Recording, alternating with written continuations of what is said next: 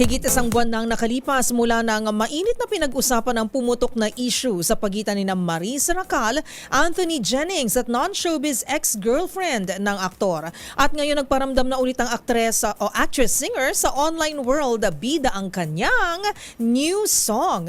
Narito ang report ni Showbiz Angel. Perpektong tao!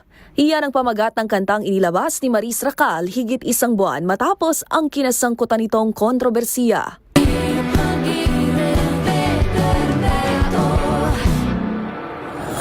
Ang cover art ng kanyang new single tila hangos sa pinagdaanan noong nakaraang buwan kung saan naging laman ito ng mga pahayagan.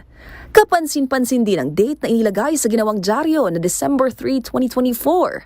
Matatandaan na ito ang petsa kung kailan inilabas sa social media ng non-showbiz ex-girlfriend ni Anthony Jennings na si Jam Villanueva ang mga screenshot ng intimate convos ng aktor at ni Maris na pinagpiestahan online.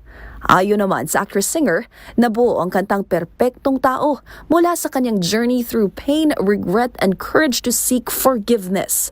Magsilbihan niya itong paalala na sa kahit na pinakamadilim na yugto ng buhay, may mahanap na liwanag. Magunita na kamakailan lang, muli nang nasilayan ng publiko sina Anthony at Maris na magkasama sa isang mall show para sa series na Incognito.